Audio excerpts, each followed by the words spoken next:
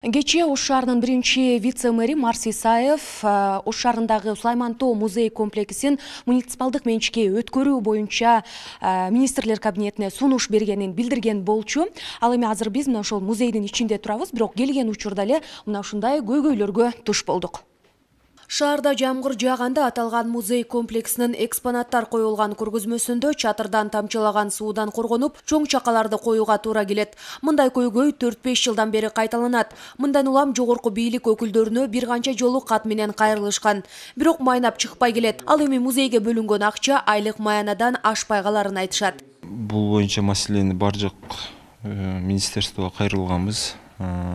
Буну биз өзүбүз азыр атайын эсеп каражатынан оңдойлу десек, азыр бизде Арис деген программа турат, ошо 4 миллион акча боюнча. Ошонун негизинде оңдоп беребиз, полный оңдолот деп ошол маселе турат бизде азыр. Бул арада 79 гектарда түзгөн Сулайман Тоо музей комплексин муниципалдык менчик башкармалыгына өткөрүү сунушу айтылды. Себеби катары анын кароосуз калганы, бактарактар саргайып, чөп жай мезгилинде эле курап, куунарсыз болуп калганы менен түшүндүрүшүүдө. Бирок бүгүнкү күндө эгер биз туристический зона кылабыз десек, ал жерди кичине бир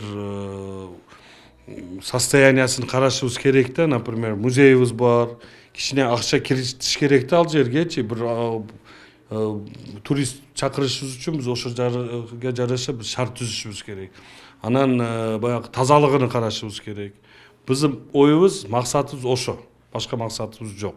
Эми бюджетте акчабыз көп, акчабыз бюджетибиз тар бүгүнкү күндө да. Аны признать этишибиз керек. Бирок эгерде биз ал жерде бизге ошо биз баланс өтүп калса, biz ошого жараша, например, входыга акча төлөп киргиздирабыз. Ошо озудан чыккан акчасын озуга иштетсек болот да. Биз отдельно бюджеттен акча бербестен, озудан чыккан акчаны озуга иштетсек болот. Сулайман Тоо музей комплексинин директорунун орун басары Хайрулла Убайдыллаев Сулайман Тоо мэрияга өткөрүлсө, анын тарыхый архитектуралык көрүнүшү өзгөрүп, табигыйлыгы, нукуралуулугу бузулат деп эсептейт. Ата бабаларыбыздан калган эстеликтер бар, күмбөздөр, петроглифтер бар. Ошолорду сактоо, изилдөө бул республикалык деңгээлде болуш керек. Бул жерде мисалы үчүн мэрияда биз канчалаган мэрлер алмашып атат, депутаттар өзгөрүп атат. Тагдырын билип болбойт да. Мисалы үчүн жеке тараптарга өтүп кетиши мүмкүн дегенде чечимдери менен.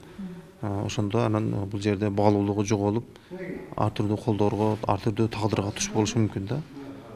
Ошондуктан бул Кыргыз Республикасынын өкмөтү чечиш керек. Бул сунуш Ош шаарынын биринчи вице-мэри Марс Исаевден айтылып, министрлер кабинетинин төрагасы тапшырма менен комиссия түзүлгөн экен. Комиссиянын алгачкы отурумунда 4000 гектардан ашуун буфердик аймагын кыскартуу, музей комплексти мэрияга башкарууга берүүдө айтылыптыр.